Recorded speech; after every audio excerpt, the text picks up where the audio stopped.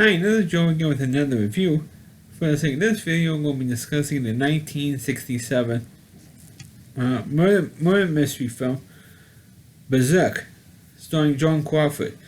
And of course, it's happened to be her, when I found out, was the next to last movie that she did. Because this movie is a murder mystery wrapped around a circus film, which basically is what it is. And so Joan Crawford is the owner and ringmaster of the circus. Traveling around in Europe, but particularly in England. And as the movie starts off, it has the tightrope walker, and he falls and he accidentally hung himself and he dies. And of course, they found out that it was just simply they fell and hung himself. The rope was rigged to break and kill him, and kill the tightrope walker. And so they figured out, okay, who could be the killer. And then a little bit later on, Joan Collins is not Joan Collins. The owner, her business partner, played Michael Koff. Of course, now on over 20 years later, played Alfred, the butler, in the Tim Burton, Joel Schumacher Batman films. The 4 films that came out in 89 to the end of 97. That run, he played Alfred the butler in those movies, in those Tim Burton films.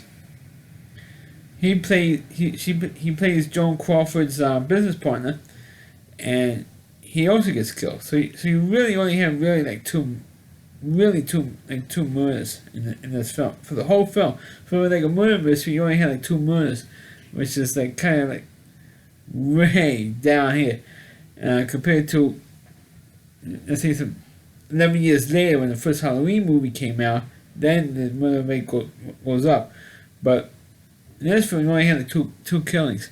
So if you're looking for a bloodbath, it's really disappointing. But the police and Joan Crawford is trying to figure out, okay, who's going around killing my workers. And of course the police at Scotland Yard gets involved, and they try to figure out who did it. And at first, a lot of people believe it was either Joan Crawford who did it, or her brand new business partner, who was also a tightrope walker. You think, oh, he killed the original tightrope walker to take his spot in the circus, and the two of them conspired to kill the business partner and the tightrope walker, and that's what the theory was. Well, naturally, of course, obviously, in a movie like this, the most obvious suspects are not the ones who did the murder. And of course, major spoiler for those who didn't see this movie, was Joan Crawford's daughter who was doing the murders in the film. And because she was jealous of the circus, she wanted the mother to leave the circus or to get rid of it. Because of the circus, she never has spend time with the mother. The mother never spent time with her because all the time was with the circus, yada yada yada. And so she was jealous of the circus, basically. So she wanted Joan Crawford to get rid of the circus, and if she kills all the workers, no more circus, right? But the funny thing is, because of all these murders, or at least the 2 that was in the film, according to the tightrope walker, people turned out to see, hey, let's see what happens. Let's see if somebody else dies, and also one of the things, another theory the cops had was that she killed the tightrope walker to generate more business for her circus, because her circus was doing okay, but not great. They were barely breaking even, or just maybe a little bit above breaking even. And to make more of a profit, they had this murder conspiracy stuff going on just to raise, so they get more publicity and to get more money for the circus. There's another theory that was going on, but it was really, like you just mentioned, the daughter was the one who did the killings. And it was, in the movie I thought it was okay. I mean, it's not great. There's so much more better murder mystery films than this. Even the first Friday the 13th movie was better than this. In terms of the mystery angle, the mystery angle, trying to figure out who did it. That's more interesting in Friday the 13th than it was in this movie. Or even another movie that came out also in the 60s called Dementia 13, which I previously reviewed. Was a better mystery than this thing was. Because it's